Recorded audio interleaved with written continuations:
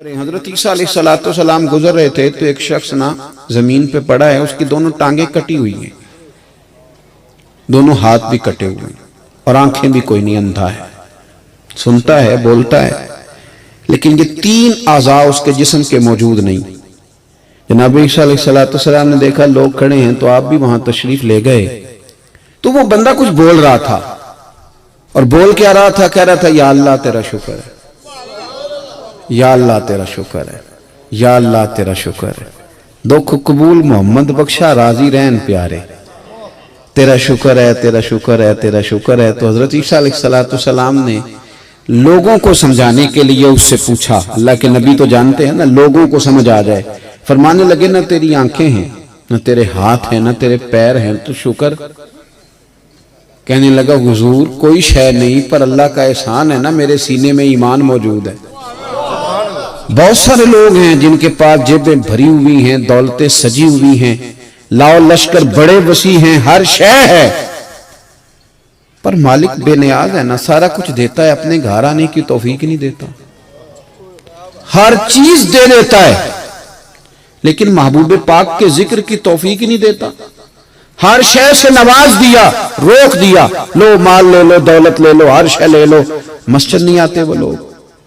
فرمایا میں اس کا احسان مند ہوں، عرض کرتا ہے حضور احسان مند ہوں، چلیں کوئی ظاہری آزاد نہیں ہے، تھوڑی زندگی ہے کٹ جائے گی، میں خدا کو بھی مانتا ہوں اور جناب عیسیٰ علیہ السلام کا کلمہ بھی پڑھتا ہوں۔ تحدیث نعمت کا مزاج اپنی زندگی میں پیدا کریں۔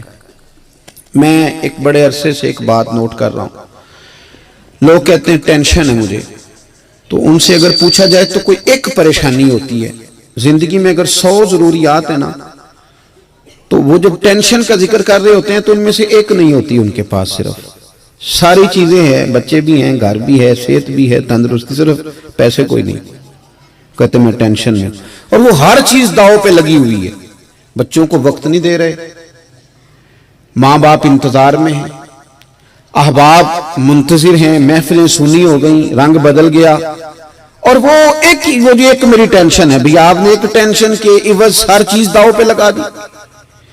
ایک شے موجود نہیں میرے پاس، وہ کیا؟ اولاد کوئی نہیں، بھئی بہن بھائی ہیں، بھتیجے بھانجے ہیں، تیرے پاس احباب ہیں۔ حضرت مولا علی شیر خدا رضی اللہ تعالیٰ عنہ سے کسی نے کہا تھا حضور پیسے کوئی نہیں، فرمایا سجن وفادار ہیں، عرض کی حضور ہیں تو وفادار، فرمایا پھر چھوڑ پیسوں کو، سب سے قیمتی اچھے دوست ہوتے ہیں، سب سے قیمتی دولت، انہیں سنبھال کے رکھ، ضائع نہ کر بیٹھنا، یہ تیری قیمتی دولت۔ میرے عزیز آپ اس پر غور کریں، توجہ کریں کہ یہ قیمتی سرمایہ جو ہمارے پاس ہو، ہمیں اس پر اللہ کا شکر ادا کرنا۔